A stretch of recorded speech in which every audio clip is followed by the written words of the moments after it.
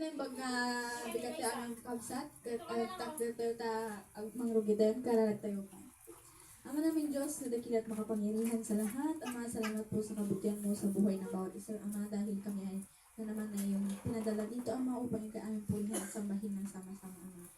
Naway sa mga salita mong aming mapakinggan, Ama, sa mga kantang aming kakantahin para sa iyo, Ama, na ikaw yung mapapurihan sa pangalan ni Jesus. Amen. Yan, so kanta ito, ko na naka-open the eyes. Open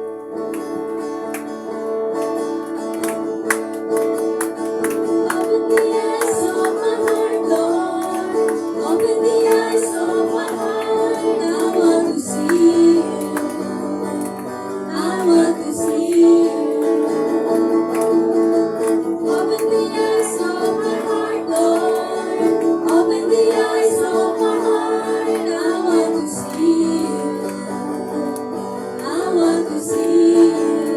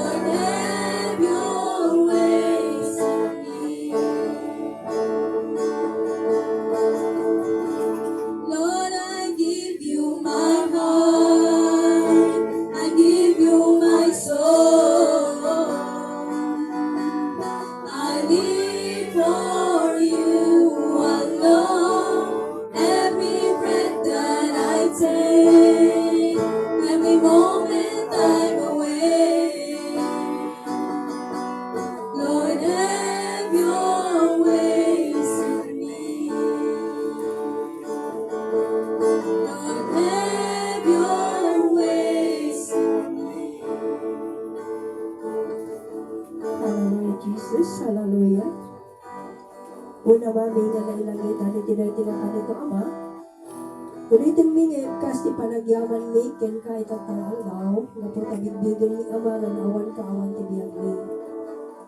Naawan ka, Ama, saan na ka nga mabaling nga dayawon mo Diyos. So, yaman kami, tadaka nga Diyos. Nga po tabigbigan ni Ama, nga ano nagiti pagkurangan mi. Nga magyaman kami, tasikat ni Diyos, nga naimbag, Diyos nga magpakawan ka, nagiti amin, nga baso mi, Ama, isungan ang tangal daw, kararag mi nga tigday ka. Nanyaman ti minsay, Ama, iso ka ni Ama ti agtimot iti kaungan iti puso mo. Bless mo na diti soon, kag mapadayawan kay tinaga ni Apo Jesus. Amen. Excuse me ta. Awan mo na, hindi rabi ikat kanak namin nakaturo-turo. Hindi panatan ko. Hindi tagpanatan niya. Hindi na palabas ngayon. Nalipatak ng Christmas ni Papandi Baluarte. Kaya permimot nga naglami is hindi sa mangpad kami kaya sakit niya karamukubkon. Kaya nagkarganak sila ya hindi rabi ka. Malinag taman. Okay, yaman tayo. Nagpapasalamat po tayo sa umagang ito. Ito yung tema natin. Ang pagpapasalamat. Okay. Di ba ito yung Sunday na tayo po ay magpasalamat sa Diyos, Thanksgiving. Alam niyo kung bakit. Kasi sa loob ng isang taon na naman dinaanan natin, maraming pagsubok, maraming umiyak, maraming nasaktan. Pero salamat sa Diyos at yung mga yun ay natapos na rin. Paakyat na po tayo sa taon talaga na mararanasan natin yung pagpapala ng Diyos kung may kondisyon kung magpatuloy po tayo. Kasi alam niyo,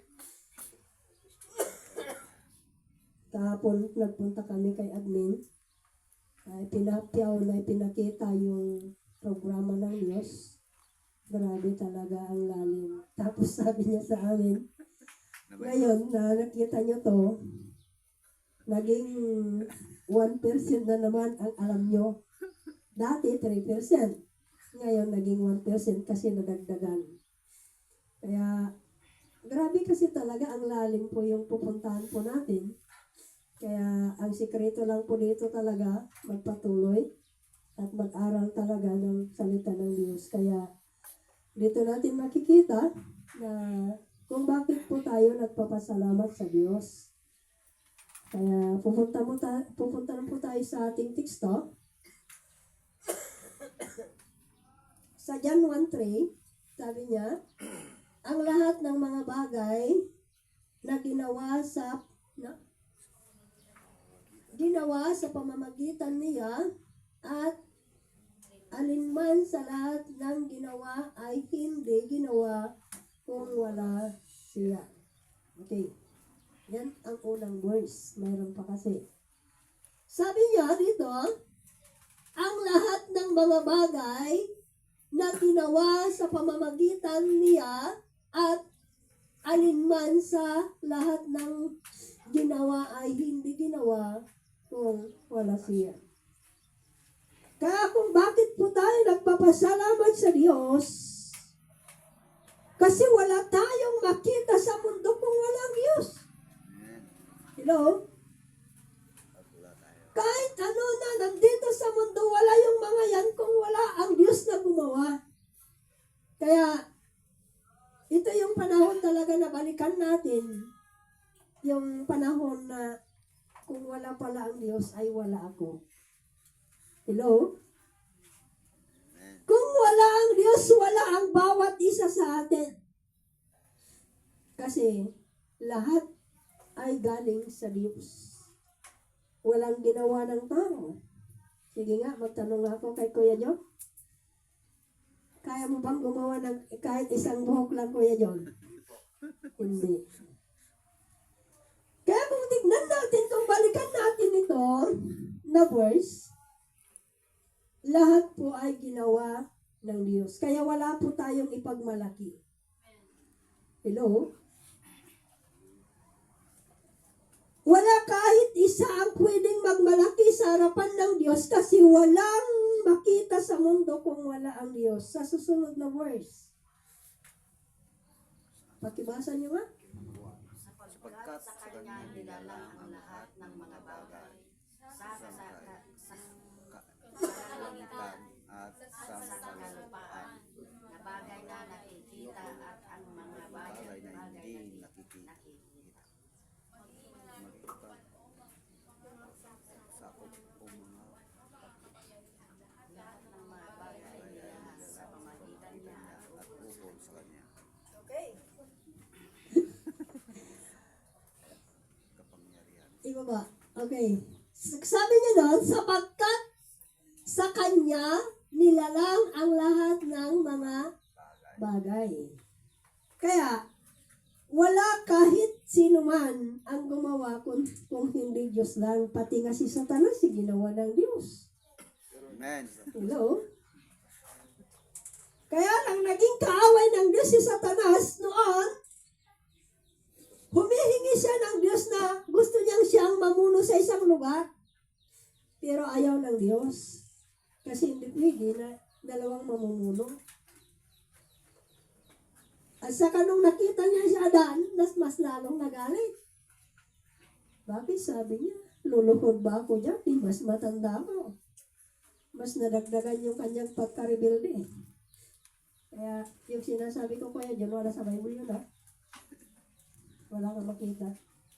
Baka sabihin mo naman sa akin. Tularan mo yung mga iba na, bakit anong ginagamit mo na Bible, Kuya Carlos? Kaya kung tignan natin dito, na ang Diyos mismo ang gumawa ng lahat ng mga bagay, pero ang sabi niya sa dulo kasi, upang maglingkod sa Kanya.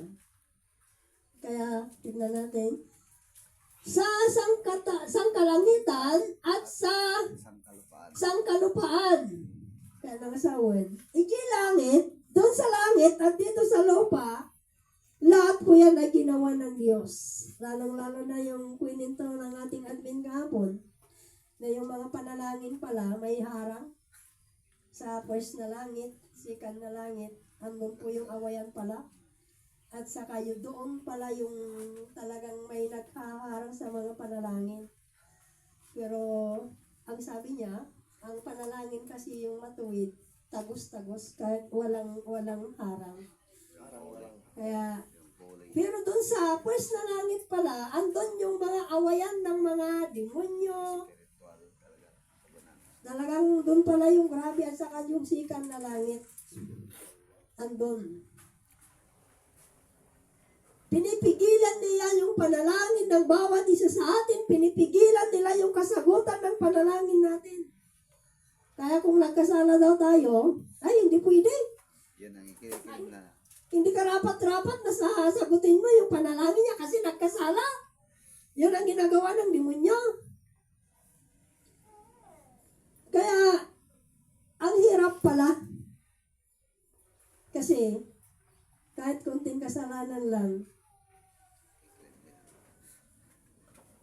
may pumipigil na sa ating mga panalangin.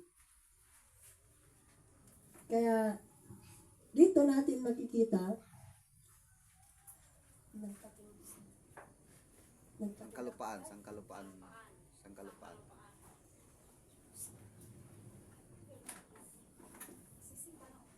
Sangkalupaan. sangkalupaan Na ng mga bagay na nakikita nakikita at ang mga ang bagay. mga bagay na di nakikita. Kaya dito natin pinapatunayan na kahit hindi nakikita ay ginawa po ng Diyos. Nakikita mo ba yung hangin, Kuya John? Ha? Hindi. Naramdaman lang. Naramdaman lang. Yung hangin, hindi natin nakikita pero ginawa ng Diyos. Kasi kung walang hangin, wala tayong buhay. Amen. Patay na po tayo. Kaya kailangan natin talaga yung hangin. Kasi sabi nga ng Diyos kay Ezekiel, Maniniwala ka ba na yung mga buto na yan na pwedeng mabuhay? Diba? Ang sagot ni Ezekiel nun, kayo lang po ang nakakaalam. Kaya, Diyos lang po talaga ang nakakaalam sa lahat ng mga bagay. Wala tayong alam. Sa totoo lang, wala tayong alam. Kagaya nga ni Kuya Leonard. Nung first na nag-upgrade, sabi niya, akala ko magaling na ako. Wala pala akong alam. Kaya makikita natin kasi iba talaga yung turo. Kasi biblical naman wala naman tayong binago. Pero yung pagkaintindi talaga, matindi. Kaya salamat sa Diyos at may kingdom. Mamaya paparating po tayo doon. Kasi kailangan muna ito. Kaya kung tignan natin, na lahat ng mga ginawa ng Diyos, nakikita man at hindi, ginawa niya lahat. Kaya wala tayong ipagmalaki. Huwag mong sabihin na marami kang ari-arian. Sa Diyos lang yan, katiwala ka lang. Hello? Amen. Katiwala lang po tayo. Pero kung tayo yung katiwala na hindi katiwaldas, ay madadagdagan pa yan. Sabihin mo siya yung katabi, gusto ng Diyos na dagdagan yung pinagkatiwala niya sa'yo. Sabi mo. Gusto ng Diyos madagdagan yung pagkatiwala sa'yo. Kaya, pagdating ng araw, hindi lang yung motor ang sasakyan mo. Hello? Oo ba? Alam mo na, imagine ko na talaga sa totoo lang, hindi ko alam na kung bakit ko nababanggit noon na darating ang araw na helicopter ang sasakyan ko. Pero, paparating yun. Alam niyo yung helicopter na Siyam ata o 12 ang laman ng karga. 25 million. Kuya John, kaya mo ba?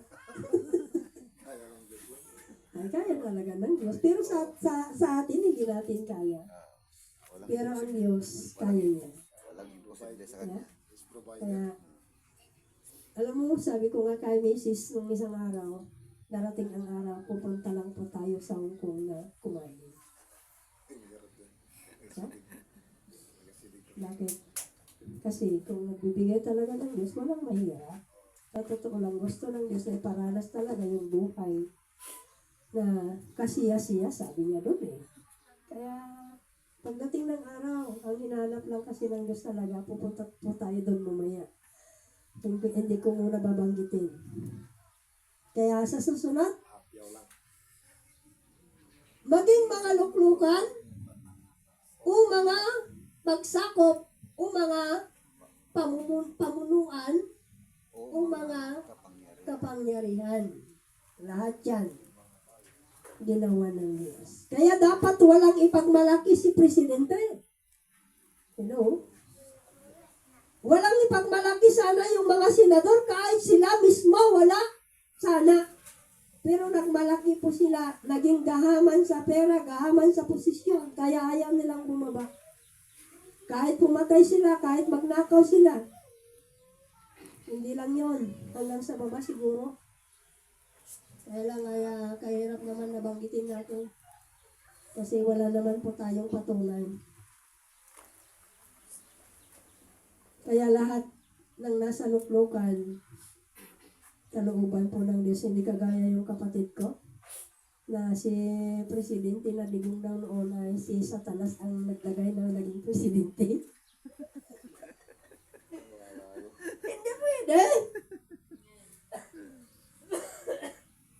Kasi ang Diyos mismo ang nagsabi na ang naglagay sa mga pamunuan ay siya mismo, kaya lang kung bakit niya nilagay sa yung mga ganong klaseng tao para magtino yung kagayang tao. Pero, nung panahon ni Digong, maraming nagtino pa rin, pati nga pulis noon Alam mo, yung pulis nung hindi si Digong ang presidente, bisitya mo! Ginatakot ka Pero ngayon ay hindi na. Sabi nila, sir, pwede bang makita yung lisensya mo? Pero si Kanoon, yung nakaraan, grabe. Talagang matakutin ka talaga. Tapos sabi pa nila ngayon, oh, sige sir, okay na, mag-ingat po kayo ngayon. Kaya maraming nagbago. Sa totoo lang, naranasan ko kasi yung mga yun noon. Doon sa may hospital ba? Tinakot nila ako doon. Buti na lang mayroon po tayong lisensya sa panahon na yun. Pero ngayon, hindi naman nila, doon lang pinara tayo doon sa pinaripat, pero pinakita ko na lahat para wala ng problema. Kasi kung maghanap pa sila ng dahilan, ay sarado na lahat. Kaya, yun, pati nga si Kuya rin, natakot noon eh. Wala pala yung registro yung motor niya. Naiiwan. Pero kahit wala, makiusap talaga ako. Ako ang makiusap. Kasi pati lisensya na ako, makiusap po tayo. Kasi may puso naman yung mga tao. Amen. Makiusap lang kung kinakailangan. Sabi niya, lahat ng mga bagay ay nilalang sa pamamagitan niya at ukol. Ano to? Sa Kanya. Sa Kanya. Kaya ikaw, para ka sa Diyos, hindi para sa demonyo. Amen. Hello? Sabi niya doon, para po tayo sa Diyos, hindi para sa demonyo. Amen.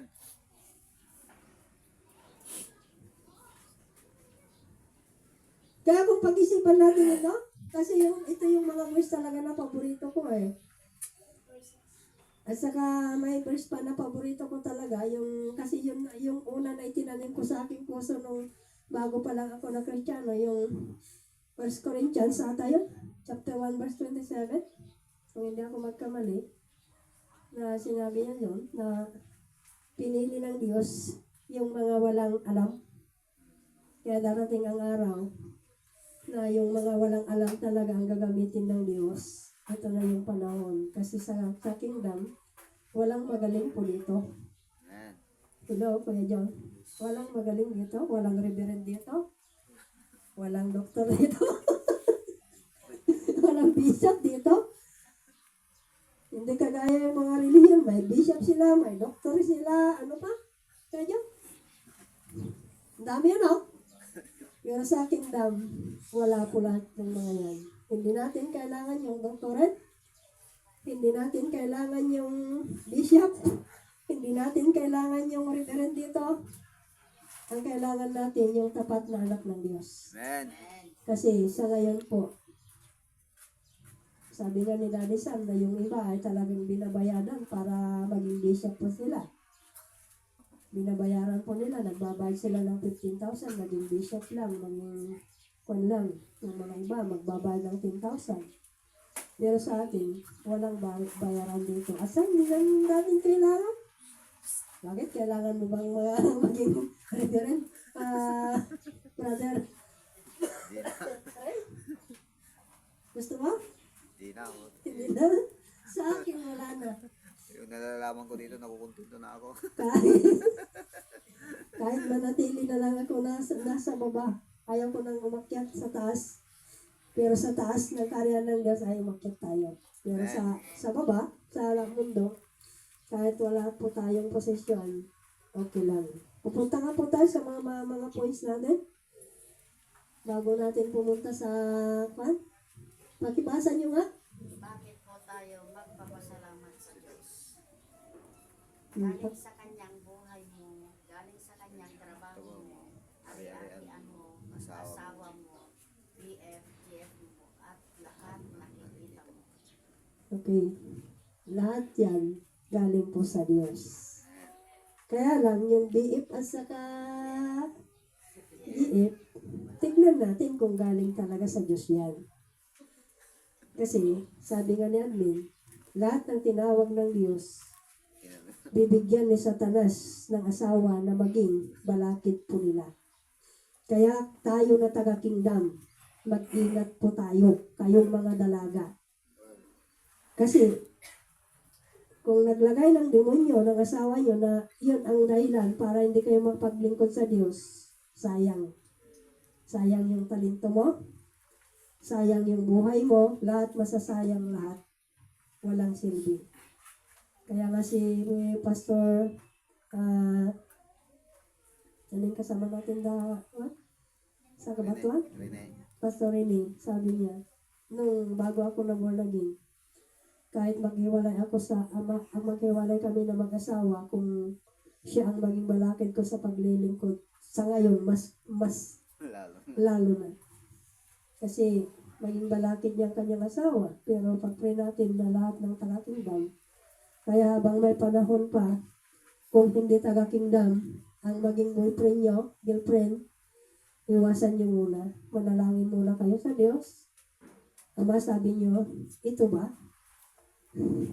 Kasi, kagaya nga si admin kahapon, sabi niya, alam niyo, no, talagang nakakausap ko yung anghel na nagbabantay sa akin. Siya mismo ang kinakausap ko, pero through internet. Hindi face-to-face na nagsasalita. Doon sa mismo sa computer niya, so sa laptop mismo. Doon siya. Doon niyang ginagamit yung anghel niya para sabihin yung gusto niya para sa kanya. Lahat po tayo, may anghel na nakabantay. Alam ng anghel natin kung kailan po tayo nagkamali. Alam yung anghel natin kung kailan tayo talaga nagkasala at kung kailan tayo sumunod sa Diyos. Kaya pupunta na tayo sa conclusion para hindi na po tayo magtagal. Okay. Sabi niya doon, Salamat sa programa ng Kingdom. okay. Pakibasa niyo nga yung verse. Ganito pa ang kaiit ang karumalduman at tama ang taong umiinom ng kasamaan na parang tubig. Bakit iba? Iba yung nagamit na version. Asan yung iba yung version na nagamit?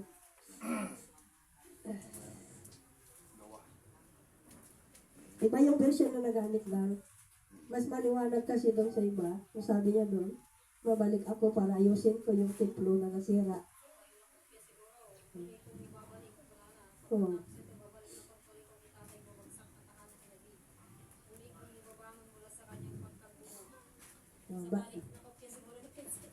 Iba yung nakopya siguro. Kasi iba yung nakalagay. Kasi muli niyang ibabangon, itatayo yung nasira na templo ni David. At saka sabi niya doon sa huli kasi, muli kong itatayo ang hari na si David. Kaya doon natin makikita. Pakiulit mo nga na basahin, Ate Lani. Mag-mic ka para mapakinggan na maigi. Anong chapter verse yun? Kasi, Itigawa? Gawa 15:16, ang sabi niya rito, pagkatapos nito ay babalik ako at muli kong itatayo ang bumagsak na tahanan ni David. Muli kong ibabangon mula sa kanyang pagkaguho. okay. Alam niyo yung, tanggalin mo na lang. Okay. Ang babalikan kasi ng Diyos, unang-una dito na i-restore niya yung spiritual na naguho, na nasira. Hello?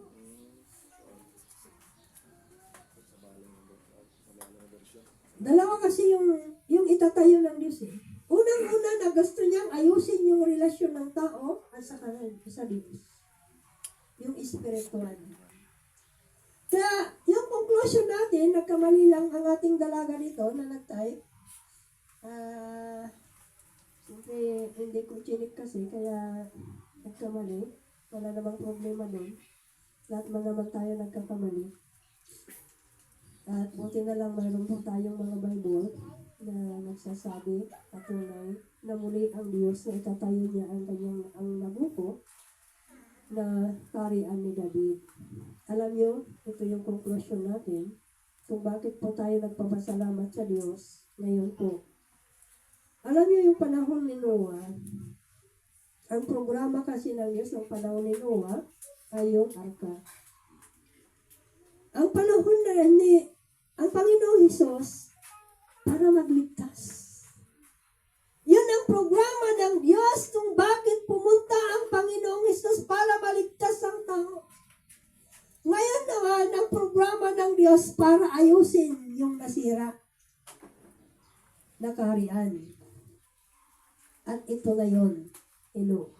Kung bakit tayo nagpapasalamat sa Diyos, at doon natin makikita talaga na yung kaharian ng Diyos na dapat maayos yung kaharian ng Diyos ngayon na dapat may tayo, dapat magsimula sa atin. Sabihin mo sa iyong katabi, magsimula sa puso natin. natin.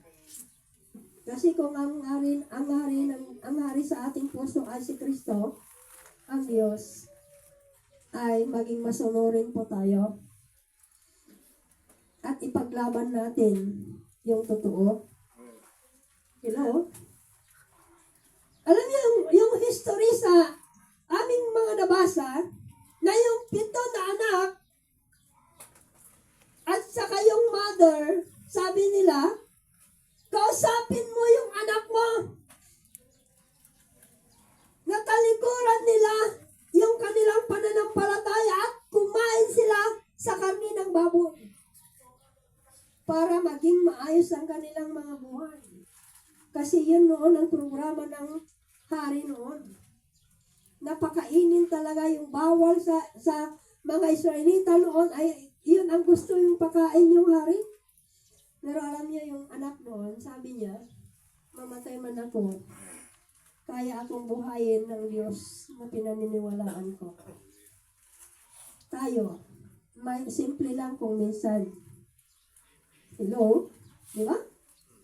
Yung mga simpleng bagay lang hindi natin magawa. Bakit? Gusto natin maging sikat kung minsan. Yung mga tao sa mundo. Pero mas magandang maging sikat sa harapan ng Diyos kaysa maging sikat sa mundo.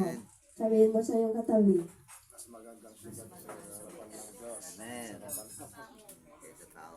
Kasi, kung tignan natin noon, yung 7 na magkakapatid ko yan yun, marating mo ng pagdating ng araw, kasi hindi namin alam, baka ibibigay niya sa'yo yung, kaya kahapon, kung natutuloy lang po kayo kahapon, mag-evaluate sila eh.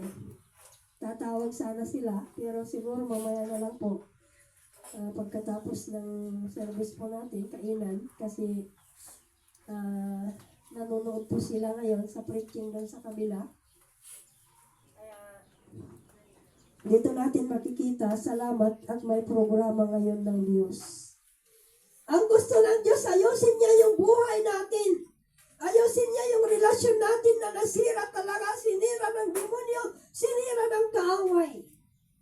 Yun ang una. Pero dalawa kasi yun. Spiritual at saka physical ko yan yun. Kasi yung spiritual muna, kailangan talaga ma-restore ito. Kasi sa totoo lang, iilan lang talaga ang maliligtas pagdating ng araw kung hindi tayo makasunod sa Diyos. Kaya gusto ko lahat ng nakikinig sa akin, sabi ko, may kainaan ako, hindi ako perfecto, pero gusto ko maligtas talaga ang nakikinig sa akin. Kasi alam niyo yung panahon talaga na, ang sabi ng anghel kay Seth, sabi niya, bilinin mo yung mga anak mo na huwag silang bababa doon sa mga tribo ni Cain kasi nandito sila sa taas, ang mga tribo ni Cain nasa baba, nasa patag. Pero ang problema kasi magaling silang umawit eh.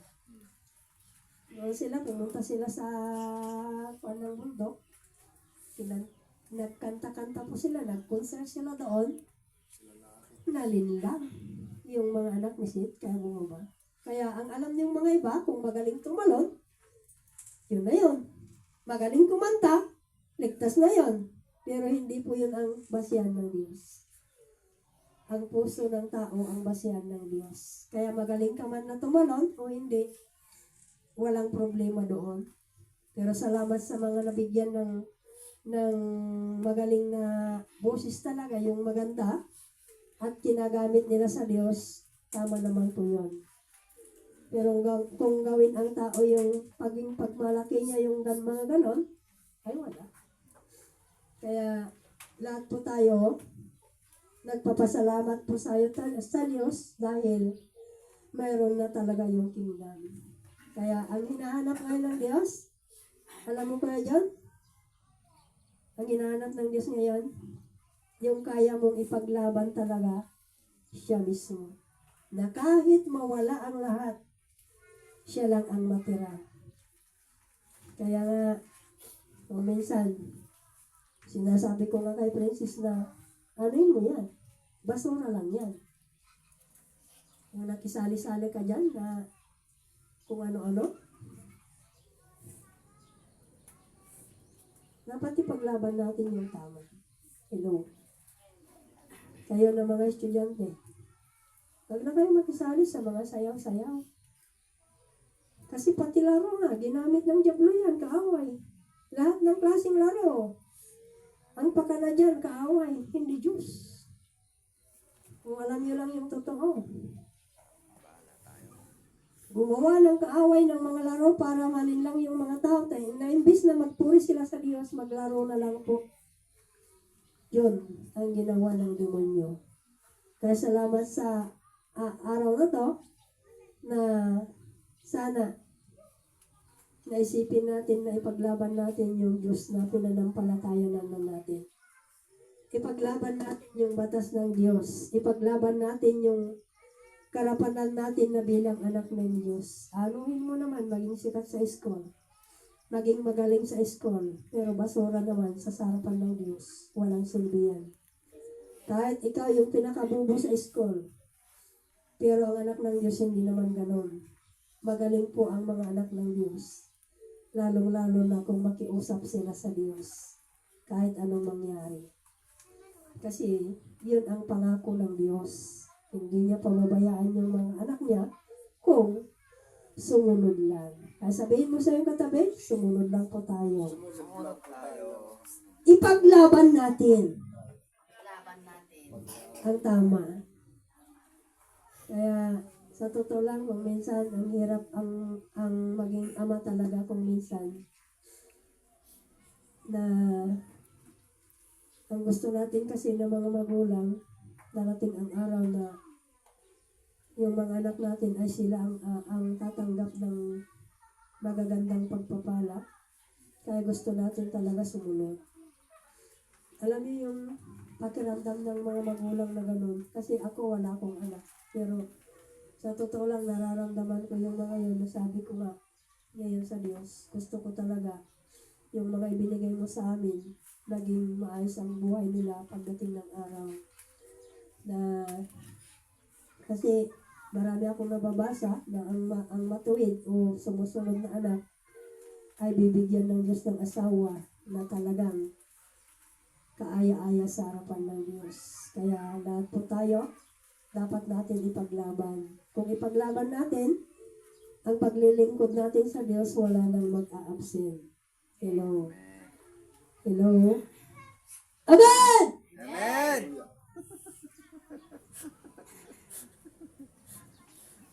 At nga, devotion, dapat walang mag-absent doon kasi yun ang requirements talaga. Sa totoo lang, ang tagal ko sa relihiyon, yung 20 years.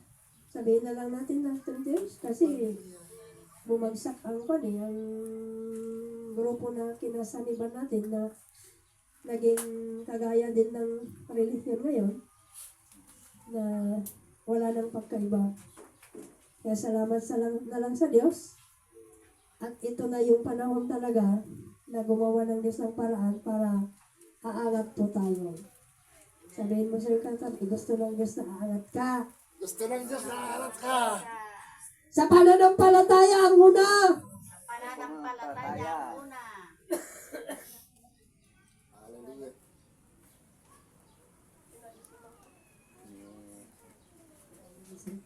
Tumanong ka, Ate Lizelle. Kaya, dapat natin ipaglaban talaga yung Diyos na pinaniniwalaan natin. Alam niyo, talagang umiyak ako noong panahon na yun, yung mabasa ko na yung 7 na anak na sabi yung mga anak, Kahit anong gawin mo sa amin, ikaw na hari. Mamaya ikaw ang mapaparusahan ng, sabi pa yung isa.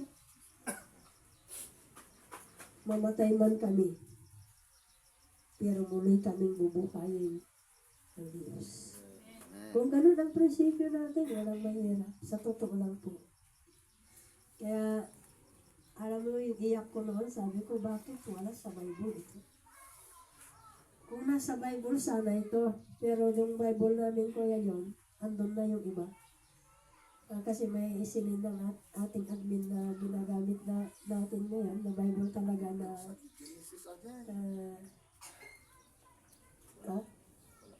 wala kang makita po. Sa Bible mo lang titignan. Alam mo yung pakiramdam ko noon, talagang umiyak. Sabi ko nga, kung yung mga bata na to, ipinaglaban nila ang kanilang buhay. Kahit mamatay po sila, tayo, kunting bagay lang, wala na. Kunting problema lang, iba na yung itsura. Ang gusto ng Diyos, ipaglaban natin talaga. Yun ang hinahanap ngayon ng Diyos. Yung ipaglaban mo yung napag-aralan mo. Amen. Kasi alam niyo yung pagkakataon na pinalibutan nila ako, sabi nila sa akin, Kuya Carlos, dito ka na sa City of God kasi andito yung pinakamasarap na pagkain, andito yung pinakaayos na teaching. Andito yung mga pagpapala na teaching. Tumatango na lang ako noon. At upo. Pero, sa totoo lang, kung isang libro lang, doon sa nabasa namin, sa sacred writing, wala na. Burado na lahat.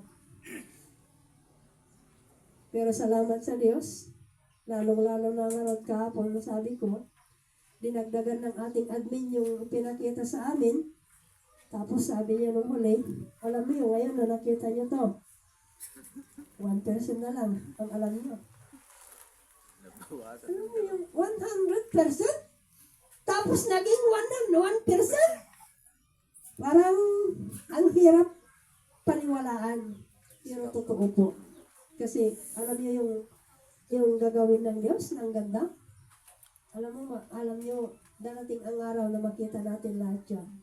Para siya lang yung sinabi ko Kasi hindi naman pwede na sabihin ko yung karagdagan yung mga yon. Kasi hindi pa panahon.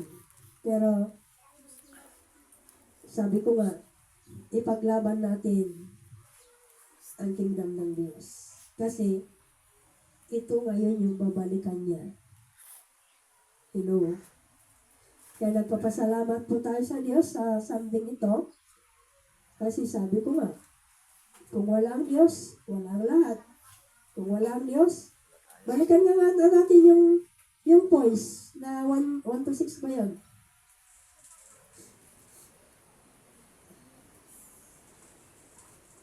Okay. Kung bakit po tayo nagpapasalamat sa Diyos? Bakit po tayo magpapasalamat sa Diyos? Una, galing sa Kanya ang buhay mo, buhay ko, buhay natin lahat. Pangalawa, galing sa Kanya ang trabaho mo. Kaya lahat ng trabaho mo, galing talaga sa Kanya. Wala kang trabaho kung wala ang Diyos. Isipin mo to. Itanim natin ito sa ating mga puso. Wala tayong trabaho kung wala ang Diyos. Sa pangatlo, hindi na nakalagay kasi hindi na ito nailagay kasi shortcut na yan. Galing sa Kanya ang lahat ng ari-arian mo. Dagdagan na lang natin. Ari-arian mo. Galing sa Kanya, asawa mo, galing sa Kanya. Pero dito ang pag-ingatan natin. Doon sa verse 5, sa 5, mag-ingat po tayo dyan. Galing sa Kanya ang giip mo, kung ipanalangin mo sa Diyos. kung kasama mo sa kingdom, mas maganda talaga para hindi ka problema pagdating ng araw. Sabi niya sa last, at lahat ng nakikita mo galing sa Kanya. Kaya ito yung points natin na kung bakit tayo magpapasalamat sa Diyos. Pero ang last kasi talaga, kung bakit po tayo nagpapasalamat ngayon sa Diyos, salamat at nakasali tayo sa Kanyang kingdom. Amen. Yun ang pinakamaganda ngayon. Kung bakit tayo magpapasalamat, kasi kasali po tayo sa kingdom. Alam niyo yung pagkiramdam ko kahapon, sobra talaga na lahat ng mga bansa pagdating ng araw, grabe. Grabe. Kaya, alam niyo yung pakiramdam na yung sinasabi ko nung wala pa itong kingdom kasi, gusto ko, sabi ko noon na talaga, hindi ko alam kung bakit ko nababanggit na darating ang araw na makapasyal ako sa iba't ibang bansa, pero hindi magtrabaho, kundi tungkol sa kanyang mga salita, pero yung pala ay paparating. At ang pinakamaganda po dito, darating ang araw na pag pumunta ka sa ibang bansa, wala ka ng problema. Hello? Kasi yung mga iba, problema nilang pamasahe. Problema pa ang passport, kung ano-anong niyahanda. Pero sa atin po, pag naitayo na ang kingdom, wala ka ng problema. Kasi kingdom na lang ang umiiral sa buong mundo pagdating ng araw. Kasi yung system kasi, makita ka lang yung system. Special na tao yan. Hello? Kaya special ka, sabihin mo sa iyong katabi, lahat ng taga-kingdom is special. Kaya, salamat sa Diyos. Alam niyo yung pakiramdam talaga na kung wala lang ang kingdom, wala silbi ang buhay ko. Wala talaga. Parang nasa ibabaw ako sa dagat na hindi ko alam kung saan ako papatpad. Parang ganun lang yan. Kaya salamat at may kingdom. Nabiligyan po tayo dito ng direksyon talaga. Tamang direksyon, hindi lang direksyon. Tama po talaga. Kasi ang ganda po, sa totoo lang po. Ang ganda. Yung ipinakita na lang ng aking admin, pero kunti pa lang yun, hindi pa lahat. Kasi 1,000 yun. 1,000 na dadaanan po natin pagdating ng araw, pero kanya-kanyang committee. Pero ang pinakamaganda talaga, medyo sa akin kasi pastor ako, yung committee ko parang sa akin, parang magaan lang sa akin. Pero yung iba, mahirap po talaga yung committee po nila. Kaya salamat sa Diyos, kasi pagdating ng araw, magtuturo lang ako. Yun lang naman ang trabaho ko. Lahat ng mga tao sa kingdom, dadaan sila sa aming grupo kung sino yung kasama ko. Kaya salamat sa Diyos at may kingdom talaga. Ito yung pinaka-importante ngayon na kung bakit tayo magpapasalamat sa Diyos. Salamat at may kingdom. Ito kasi yung programa ng Diyos ngayong panahon natin. Kagaya ng panahon ni Noah, na siya ang ginamit ng Diyos. Ngayon po, may ginagamit din ng Diyos na mismo. Sabi niya nga, mismo ang anghel, mismo ang nakikiusap sa kanya, pinapakita sa kanya yung nangyayari pagdating ng araw. Kaya salamat at kasali tayo doon. At pinagkatiwalaan nila tayo kahit mga ganun lang na bagay. Kaya yun lang po ang iwan ko na mensahe.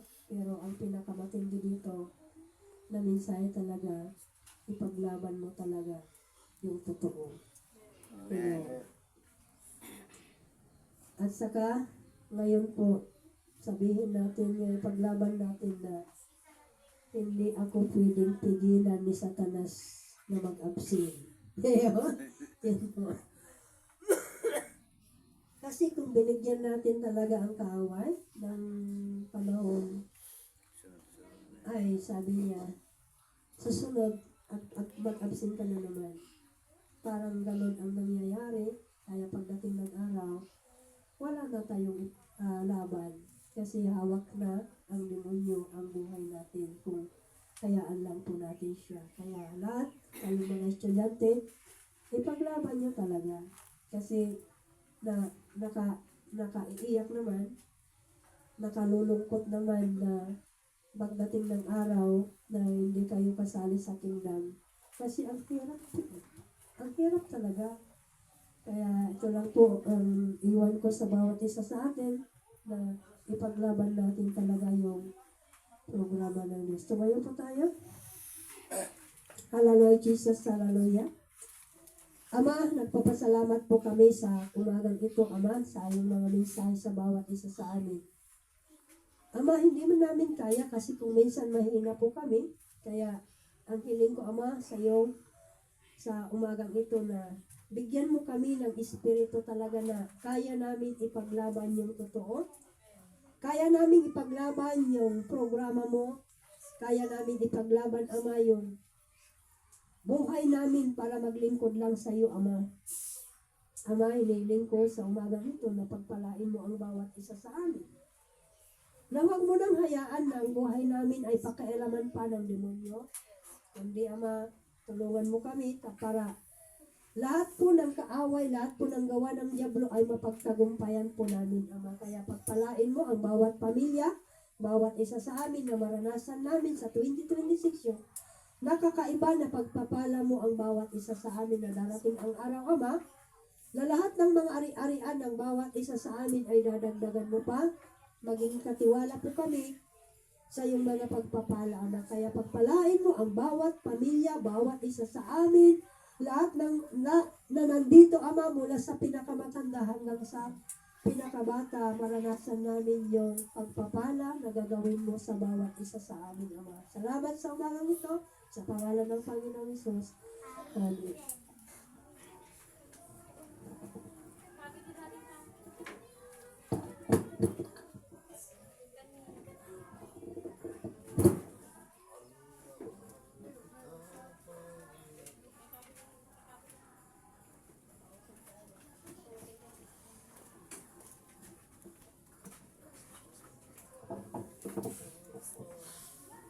Yan kanta ito, Aji, mahal na mahal.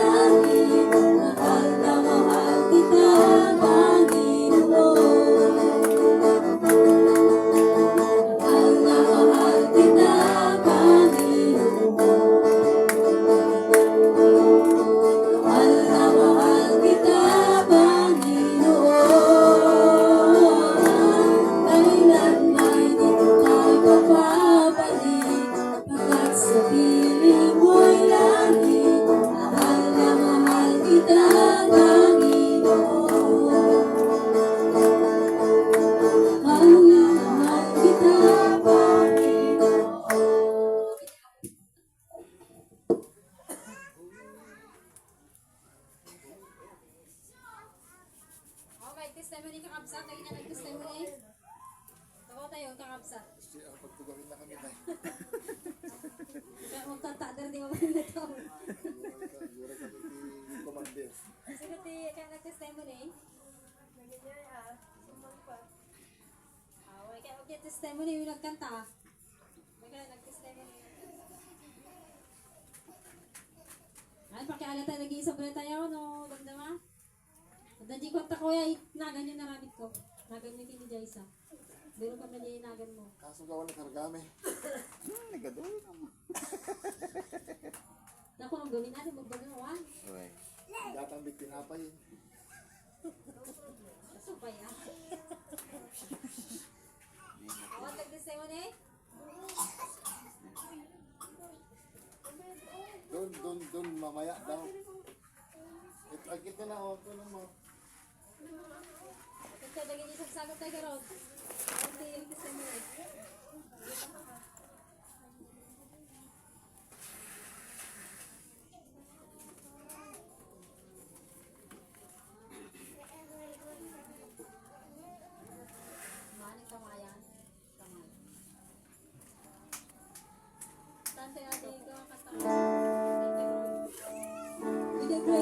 buhay.